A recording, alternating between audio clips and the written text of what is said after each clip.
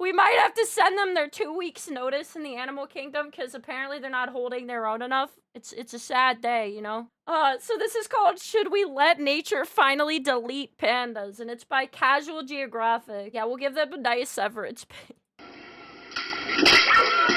Hey, Ron. Hey, Billy. Are you coming up to chill? What's the plan, bruh? Everything is awesome when you're a panda. There are some animals whose entire existence proves that nature isn't about survival of the fittest. It's survival of just barely being good enough. If life was a class, it wouldn't be about passing with straight A's. It'd be about passing off your DNA before you become an F in the chat. We're definitely playing like a PvP game when it comes to nature, alright? We're faking it till we maybe make it or die as far as the animal kingdom's concerned, you know? Animals are universally recognized as the remedial students of nature. Cheetahs are the red-headed stepchild of the cat. Oh my god! Sloths are basically free calories served on a moss blade. And roasting koalas is considered low-hanging fruit only because they happen to share the same IQ. And also because they put the mid in chlamydia. And it seems that everyone can agree that pandas are egregiously bad at pandaing and that we as a society need to stop being this biracial Winnie the Pooh's crutch and just let nature finish what it's clearly started. Oh my god! The other thing is like, I am always impressed how high they're able to get up there without the tree breaking beforehand. Society need to stop being this biracial Winnie the Pooh's crutch and just let nature finish what it's clearly started. But are pandas really that bad? Did we successfully gaslight the barcode bears of the world? Or do pandas really profit off the most OP pretty privileged genjutsu nature's ever Look at him! He's rubbing his toes together! seen? To find out, first we gotta lay out all the factors that make the Try to Panda challenge virtually impossible. But before that, this video was sponsored by absolutely no one. Let's get it. You probably already know that the panda's biggest problem revolves around it being a bamboo sink. 99% of the things that meets this oversized equality hamster's gullet is bamboo. Despite clearly being designed with carnivore software, it's the koala problem of building your entire meal plan around something that gives you very little back. You know, I never really thought about that, but yeah. Aren't most bears carnivorous? You know, why's he got a carnivore build and here he is just eating bamboo sticks? Which is why pandas can spend up to 16 hours a day eating something they can only digest 17% of. The very definition of injustice is that when you Google sloth bear, this monochromatic try-hard vegan doesn't show up, since their diet of scarfing bamboo often leaves them with very little energy for anything else. So to accommodate this self-imposed energy budget, pandas developed relatively smaller sized organs, including, you guessed it, their brains. Oh my god! So they actually are dumb. Like, not just on a, like, observation level, like, their brain literally evolved to be dumber. I feel like their evolution RNG really is taking a fat L here. That's crazy. The team found that relative to their size, the animals have a smaller brain, liver, and kidneys. The small organs most likely need less energy to function. I assume that the way to solve this is by feeding them, you know, meat, and then evolution will be like, oh, okay, I get it, and then it'll be fixed. Something else, but we'll get to that. But yeah, being a bimbo for bamboo might have literally nerfed their intelligence in the process. No! And some of you may have asked yourselves why the breathing bamboo purses don't just hibernate, since hibernation is basically power save mode for animals, and if anyone needs to save energy, it's pandas. Well, 1, bears technically aren't even true hibernators. But 2, even if they were, eating like the vegan teacher's lapdog means pandas are physically incapable of putting on the fat reserves required to hibernate for months at a time without also— So they literally also just don't hibernate. I never knew that. I never put that together. I never thought about it. That bamboo is not going to sustain him while he naps for a whole season. That is not going to work. Yeah, the vegetarian, you know, panda, confirmed dumb. Getting perma-slept to starvation. But honestly, the problems with their diet have low-key been overblown. If being a bamboo junkie was their only issue, they wouldn't be as chronically down bad. At their core, animals have 2 main goals, food and another F word my mom doesn't like me to say. We see how they handle their meal prep, but it's their love life that really screws pandas over. Pandas are absurdly bad at making more pandas. Off-rip, their window to reproduce isn't even really a window, it's more like a hairline crack in the windshield. Female pandas ovulate 1 to 3 days out of the— Oh my god, look at him just hanging out on that tree branch. Oh, I bet you they would give the warmest of hugs if you didn't die in the process, you know what I'm saying? Entire year. That's only 24 to 72 hours are open for business out of a possible 8,760. And since being— Holy crap! They can only make children 2 to 3 days, that's it? Bent on bamboo means they eat, sleep, and socialize like a stereotypical Reddit user. Finding a possible partner is often equally as difficult for them. Even if he does manage to track a female down, he still has a high risk of fumbling the opportunity because males are apparently illiterate at reading signs. Male pandas often struggle to interpret the signs that a female actually wants to mate. Word. Oh my And when God. you only have hours on the clock, mistakes like that ensure that the only thing getting screwed is the future of your progeny. And even if the female's 100% with it, it's still not a for sure thing. Partly because male pandas struggle through the process of procreation in a way that is almost impressive. Somebody's gotta tell him he's only got 2 to 3 days and he's gotta wait another year. But also partly due to the panda's reportedly disproportionately tiny penis. Which is why What? pandacoitus is a lot like trying to get a 1/4-inch USB into a port blind, while also wearing a Oh my God. I feel like their own evolution doesn't like them. Like, how does that happen?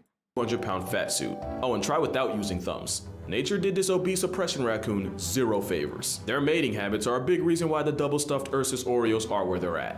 Pandas in breeding programs in captivity often show so little interest in their literal only job that researchers have resorted to showing them videos of pandas mating. Oh my God. They gotta watch. They're making the pandas watch poons.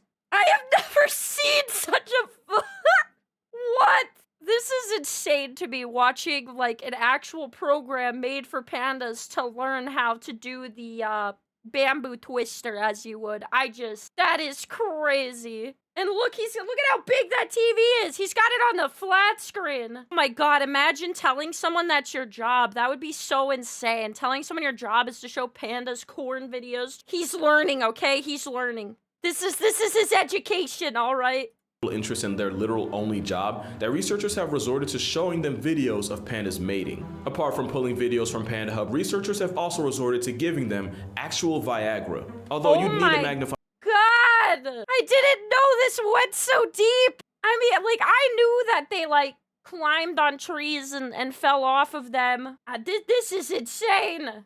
glass to see if it's working, because again, the P in panda does not stand for packing. And even though most pandas rely on the grace of God as a wingman, somehow the jihad of life doesn't end once they add new names to the roster. Pandas are some of the worst parents on the planet. You've probably heard that if a panda has twins, one of them is a guaranteed loss, since the mother panda will abandon half her litter and leave that one twin to die. She's like, 1 is enough.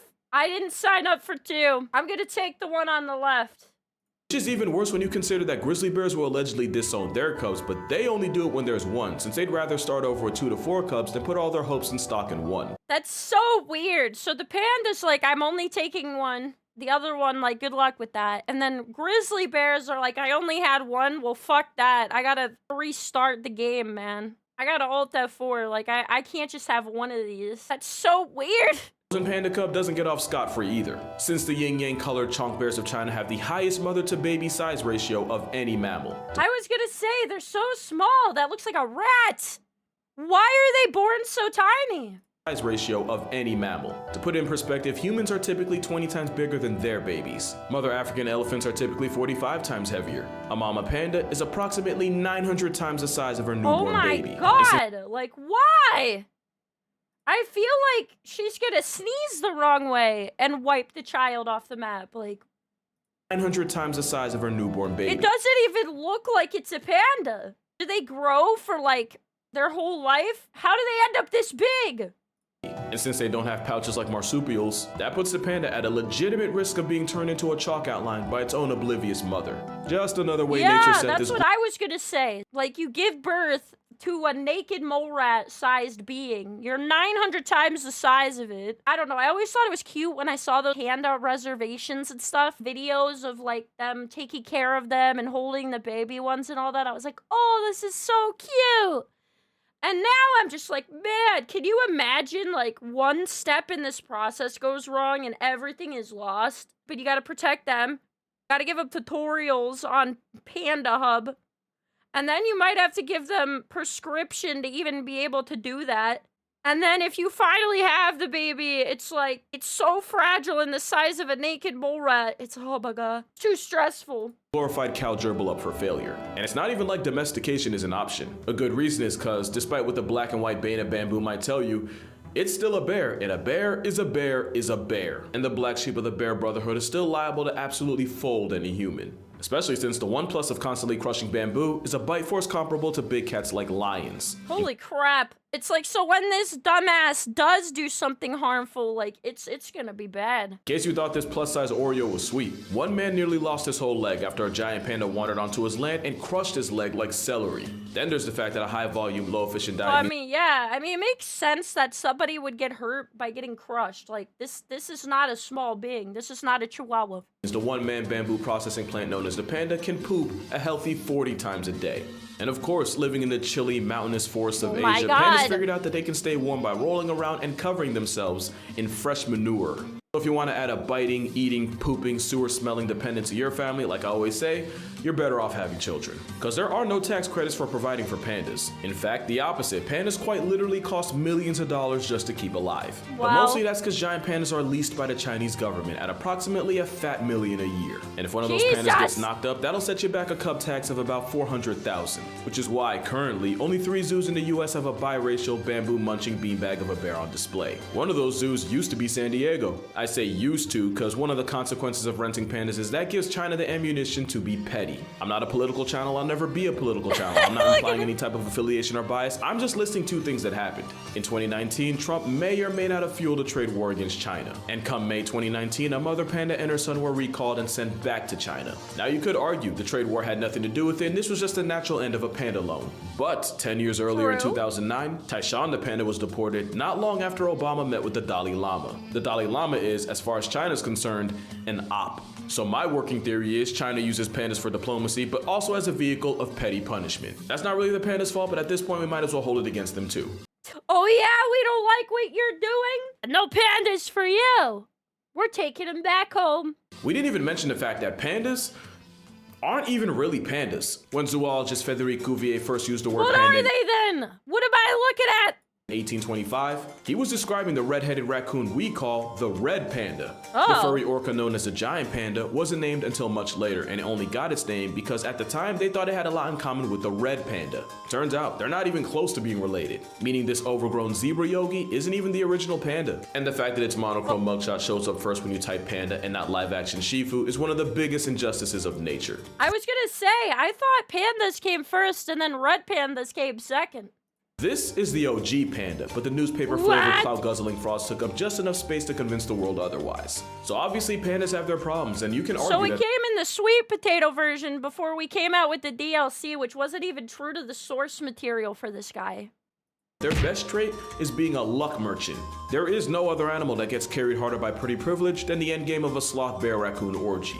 And they're the only creature on Earth with black and white privilege. Because the reason giant pandas are the mascot of the World Wildlife Fund is literally because having a mascot with the same color patterns as 1940s TV saves you a lot of money on ink. Yeah, that sounds like a joke, but I'm not even kidding. If pandas were black and yellow or black and brown, they might not have gotten the job. But that is it's really easy to have a mascot that only has 2 colors equipped, man. We could do that on the black and white printer. Consensus is that pandas are so bad at pandaing that we should just let the flecks of China fade into oblivion the way nature intended. But is that really true, or have we just been doing giant pandas incredibly dirty this entire time? First thing to mention is that they're a specialist species, with that specialty being in binging bamboo. Being a specialist rather than a generalist means you can typically tap into a niche nobody else can. But that means they can adapt to changes in their environment, and that also means that there are only a couple things going wrong away from getting evicted from reality. Yeah, they're not really adapting to anything, and if they're already not meant to exist, whenever there's any changes, it's just gonna make it harder, right?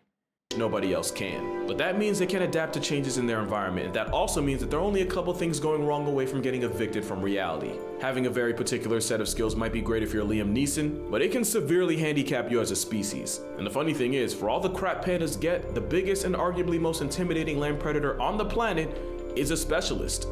What the heck? Sorry. I've never seen a panda with a pink nose.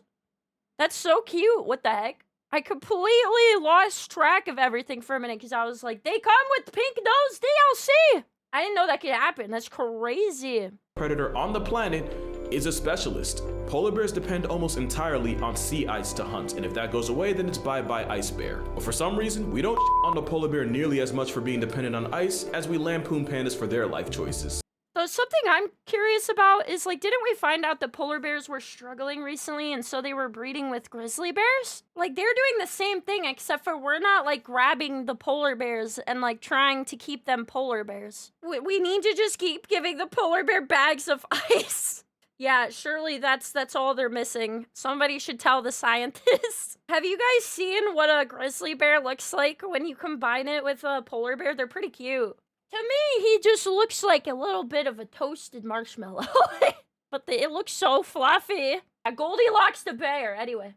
Especially since its habitat destruction and fragmentation that really had giant pandas down bad. You see, it's believed the panda bear once had more variety in its diet and was more omnivorous, but likely because there was just so much bamboo everywhere and virtually zero competition for it, eventually they shifted into primarily eating bamboo. It also turns out that the bamboo they eat is high in protein but low in carbs. So despite seeming like that one person that would bring a veggie burger to a cookout, weirdly enough, the giant panda's protein intake is actually close to that of wolves. They're also particular about the part of bamboo they like to eat and when. According to studies on radio-collared pandas, in the summer and spring they prefer to eat the protein-packed shoots found at higher altitudes. But during autumn and winter they migrate down into the valley and shift more towards eating bamboo leaves which are high in vitamin C along with roots. And they just move from high to low to high again year in and year out. Something that's clearly worked for them since they've been just fine like this for thousands of years. Wow. So much so that the umami taste receptor, i.e. the one that lets you experience the savory taste of meat, yeah, theirs got turned off. And they even evolved a false thumb for no other reason than to help them hold bamboo.